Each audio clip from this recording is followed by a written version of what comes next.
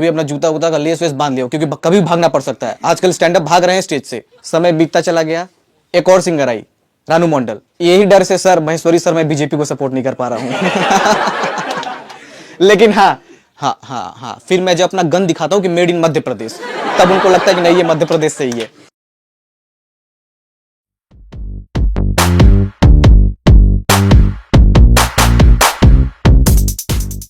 और सर कैसे है? बढ़िया सर। देखो दो टाइप के मोटिवेशनल स्पीकर होते हैं, लिसनर भी दो ही टाइप के होते हैं। एक वो जो मोटिवेट हो जाते हैं और एक वो जो और डिमोटिवेट हो जाते हैं। तो दूसरे वालों में से कौन है डिमोटिवेट? तो फांसी कब लगा रहे हो? सर कैसे हैं? मतलब 3 पीस सूट काफी तगड़ा पैसा होगा लगता है ना। एक बार मैं इंडियन आइडल में चला गया, ठीक है, तो मैं अभी अल्ताफ राजा सेट कर ही रहा हूं ऐसे वगैरह, मुंबई नहीं आ रहे तुम, कर लेने दो। अच्छा मेरे साथ प्रॉब्लम पता है क्या है? जिस भी चीज को हम फेवरेट बनाते हैं या मानते हैं वो गायब हो जाती है। या एक सिंगर आई थी ढिंचक पूजा, वो फेवरेट थी मेरी, गायब। समय बीतता चला गया, एक और सिंगर आई, रानू मंडल, वो भी फेवरेट थी, गायब। यही डर से सर महेश्वरी सर मैं बीजेपी को सपोर्ट नहीं कर पा रहा हूं। लेकिन हाँ, कांग्रेस को मैंने दम भर के सपोर्ट किया। आज देख लो, नहीं भाई गायब नहीं है। कहां गायब है? कोई है राहुल गांधी का सपोर्टर? देखो सब लोग अपने कान खोल के एकदम बैठ जाओ। मैं भी अपना जूता वूता का लेस वेस बांध लिया क्योंकि कभी भागना पड़ सकता है। आजकल स्टैंड अप भाग रहे हैं स्टेज से, पता होगा किसी को। बोल दो, आओ फिर तुम ही कर लो। आओ, अरे आ जाओ। देखो लाइफ में पड़ोसी और दोस्त बहुत ज्यादा इंपॉर्टेंट है। कहते हैं कि पड़ोसी अगर अपना हो तो सुख दुख में साथ देता है वो, है ना। और दोस्त, मेरे दोस्त कैसे हैं? अच्छा उनसे पूछो कि भाई बहुत डिप्रेशन है, एंजाइटी है, ये है, फलाना ढिमकाना है, कुछ ऐसा कान में बोल ताकि रिलैक्सेशन आ जाए। बोले सुन, हाँ भाई बोल, जाओ फांसी लगा लो। ऐसे तो दोस्त हैं। पड़ोसी अगर कुछ अच्छी अगर भाभी मिल जाए पड़ोसी, तो फिर दूध और चीनी का चाय के लिए वो डबल मीनिंग हमेशा वही। तुम लोग, शादियों का माहौल चल रहा है सर, शादियों का माहौल चल रहा है। शादी में अगर आप जाएंगे शादी में तो आप तो पक्का तगड़ा एंजॉय करेंगे। हम क्या करते हैं शादियों में? हमारा एक्सपेक्टेशन क्या रहता है कि बढ़िया 3 पीस सूट पहनेंगे, नाचेंगे, खाएंगे, डांस वांस एंजॉय सब करेंगे। असल में क्या करते हैं? बारात के आने से पहले मिठाई का डब्बा पैक करते हैं सर। और आपको देख के लग रहा है आप मिठाई का डब्बा पैक नहीं किए, खाए बड़े जरूर होंगे आप। बारात होने के बाद लिफाफा कलेक्ट करते हैं और सुबह जो 2-4% उम्मीद बची होती है कि बारातियों में 2-3 आई हैं, उनको थोड़ा ताड़ ले, तो घर वाले क्या कहते हैं? बेटा चलो टेंट की कुर्सी इकट्ठा करो, चलो ओवर चार्ज बन रहा है। अच्छा जैसे मेरे ग्रेजुएशन लखनऊ से किया है, तो लखनऊ में एक चीज की बहुत दिक्कत होती है। एक बार पता है क्या हुआ? ऐसे ही आप जहां बैठे हैं ना, तो एक बुजुर्ग बैठे थे, एक शो कर रहा था मैं, वो कुछ खास अटेंशन दे नहीं रहे थे। तो मैंने कहा सर, बोलते हैं हाँ आपका शक्ल बिल्कुल मेरे दादाजी जैसे मिलता है। बोलते अच्छा क्या करते हैं वो? मर गए वो ना। कैसे? आपकी तरह वो भी स्टैंड अप सुनने आए थे मेरा। तो लखनऊ में एक चीज बहुत दिक्कत, आपको रूम मतलब काफी सोफिस्टिकेटेड जगह में मिलेगा, वो कंजेस्टेड मिलेगा, वो सोचेंगे 2 BHK 3 ऐसा नहीं मिलेगा। तो मैंने लैंडलॉर्ड के पास में गया कि आप तो कहते थे कि इलाका बहुत साफ सुथरा है, कोई बीमार नहीं पड़ता, ये साला मरियस आदमी कौन है? यही तो डॉक्टर है यहाँ का। अच्छा उस डॉक्टर के पास देखो पेशेंट भी कैसे आ रहे हैं। मैं बैठा था, एक पेशेंट आया कि डॉक्टर साहब आपका बहुत बहुत धन्यवाद, लेकिन आपका तो इलाज मैंने किया नहीं। नहीं आपने मेरे मामा का इलाज किया था ना, तो अब चल बसे। उनका इकलौता वारिस मैं हूं। अभी मैं इस सदमे से उभर ही रहा होता हूं, तब तक दूसरा पेशेंट, आपका बहुत बहुत धन्यवाद, आपके दवाई से मैं ठीक हो गया हूं, मेरे लाइक कुछ काम होगा तो बताइएगा। अच्छा क्या करते हैं आप? कब्र खोदने का काम।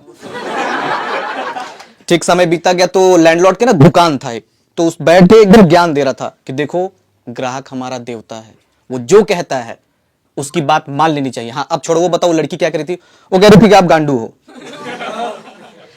पत्नी के बीच में कुछ खास ठीक चल नहीं रहा था। तो समय बीतता गया तो ना हमारी दोस्ती काफी बढ़ गई। तो एक दिन शेयर करने लगे कि देखो मेरी पत्नी बहुत झूठ बोलती है मेरे से। मैंने कहा क्यों?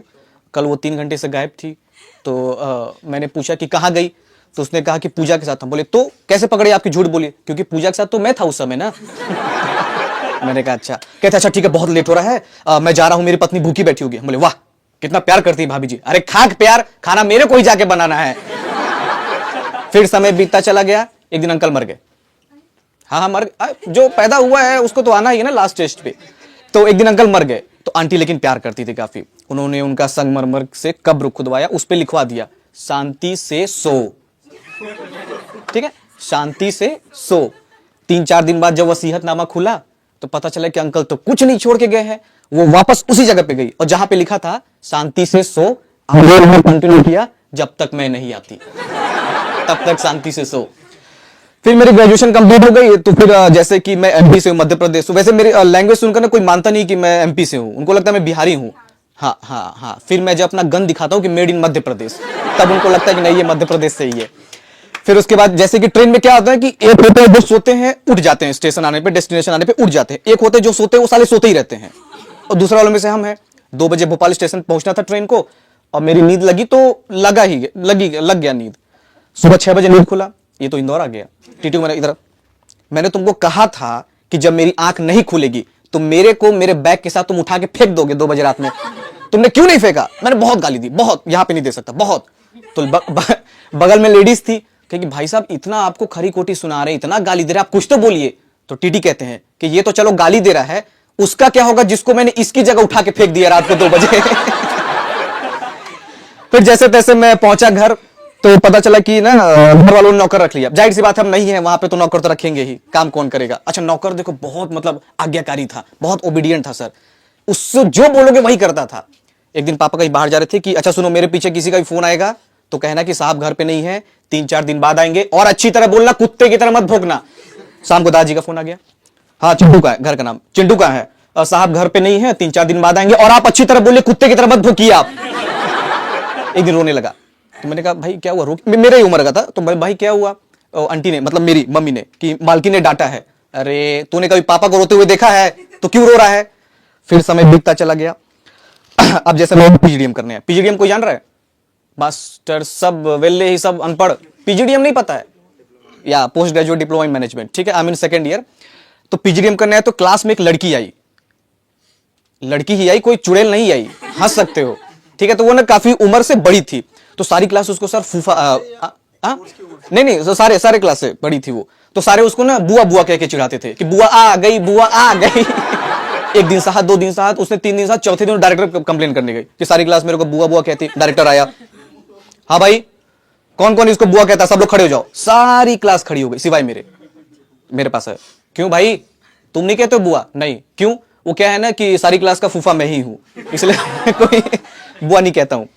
ठीक है, फिर वही बुआ मेरा मतलब वही लड़की मेरी गर्लफ्रेंड बन गई। तो हम लोग एक दिन कैफे में बैठे थे, मैंने कहा कि अच्छा क्या लोकगीत बोलती, फिलहाल मेरे लिए कॉफी मंगा लो और अपने लिए एक एम्बुलेंस। तो मैंने कहा कि एम्बुलेंस क्यों? वो क्या है सामने से पापा मेरे आ रहे हैं। मैंने कहा अच्छा ठीक है। फिर लड़ाई हो गया, फिर काफी दिन 3-4-5 दिन बातचीत बंद थी। तो मैंने सोचा कुछ नया करते हैं सर, तो मैंने उसको खत लिखा, letter, I wrote a letter to her. ठीक है, तो मैंने लेटर लिखा कि मैं तुमसे बहुत बेशुमार मोहब्बत करता हूं। फील यहां से जनरेट हो हाँ, कि मैं तुमसे बेशुमार, जितना उर्दू का लफ्ज है सब, बेशुमार बेइंतहा मोहब्बत करता हूं, मैं तुम्हारे रूह में उतरना चाहता हूं। अब तुम ही मेरी आस्था, मेरी श्रद्धा, मेरी पूजा सब हो। हाँ वही अर्चना भी। सारे एक्सपीरियंस्ड बैठे हैं, सारे उस फेज से गुजर चुके हैं। अच्छा, उधर से उसका रिप्लाई आया कि मैं भी तुमसे बहुत मोहब्बत करती हूं, मैं भी तुमको अपने रूह में उतारना चाहती हूं, अब तुम ही मेरे रमेश, महेश, सुरेश हो। Instant breakup. बाद में पता चला कि उसको थोड़ा हिंदी कम आता था, क्या करे अब। अच्छा, आप लोग में से कोई जेल गया है? जेल नहीं, मैं गया हूं। आप गए जेल? मोटिवेशनल स्पीकर कब से जाने लगे? प्रोग्राम्स होते हैं जेल में। नहीं, वो तो आप एज ए गेस्ट गए ना, वहां पे विक्टिम बन के नहीं। तो मैं गया हूं। जाने का मन कर। हाँ, कौन गया? जाने का मन। केजरीवाल है ना वहाँ पे। हाँ, हो गया तुम्हारा भांग घोसड़ा। तो मैं 3 दिन जेल गया हूं। अब पूरी बात सुनो, दोस्त को खाना पहुंचाने मैंने कुछ नहीं किया था। तो वहां पे ना मतलब काफी, जैसे आप 3-4 दिन एक ही जगह पे जाओ तो कुछ लोग से दोस्ती हो जाता है। तो वहां पे 2 कैदियों से मेरी दोस्ती हो गई। सर कैसे हैं? कुछ खास अटेंशन दे नहीं रहे। तो वहां पे ना 2-3 कैदियों से मेरा दोस्ती हो गया। तो एक कैदी कहता है कि अब मैं इस समय दुनिया के सामने मिसाल देने योग्य हूं। मैंने कहा मतलब कैदी भी इस लेवल पे आ गए हैं कि लोग उनका एग्जाम्पल दे रहे हैं। मैंने कहा क्यों? मैं समय पे उठता हूँ, समय पे खाना खाता हूँ, ना शराब का सेवन, ना सिगरेट का सेवन, ना धूम्रपान, कुछ नहीं, लेकिन कल से शायद ये नहीं कर पाऊंगा। मैंने कहा क्यों? क्योंकि कल मैं रिहा हो रहा हूं। एक और कैदी था, उससे कोई मिलने नहीं आता था। मेरे को बुरा लगता था भाई, एज ए सराउंडिंग अगर आप इन्वॉल्वमेंट में कोई अगर किसी अटैच नहीं हो रहा है, सोशलाइज नहीं हो रहा है, तो बुरा लगता है। मैंने कहा भाई तेरे रिश्तेदार नहीं है? हैं। दोस्त नहीं है? फैमिली है? तो फिर मिलने कोई क्यों नहीं आता है? सारे यही जेल में बंद है ना, तो मिलने कौन आएगा?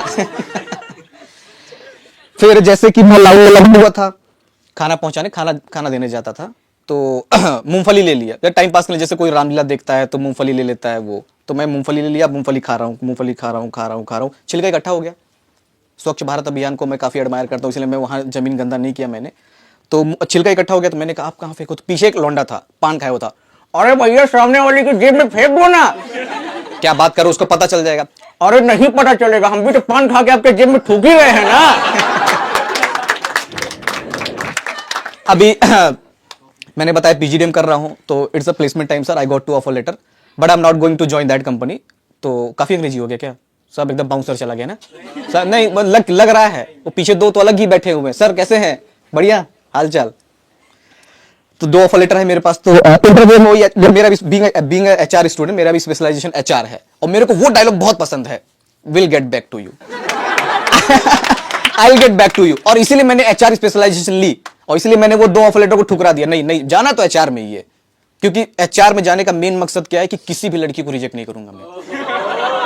You are hired. सीटीसी भले 3.54 4.5 हो, यू आर हायर्ड।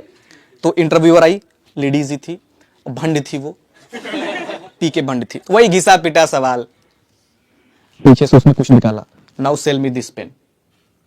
मैंने कहा ये वाइब्रेटर निकाला। पेन नहीं है ये। अच्छा ठीक, चलो अच्छा कुछ फैमिली के बारे में बताओ। मैंने कहा चाचा विधायक हैं, ठीक। चाची सांसद हैं, ठीक। दादी नक्सलवादी हैं।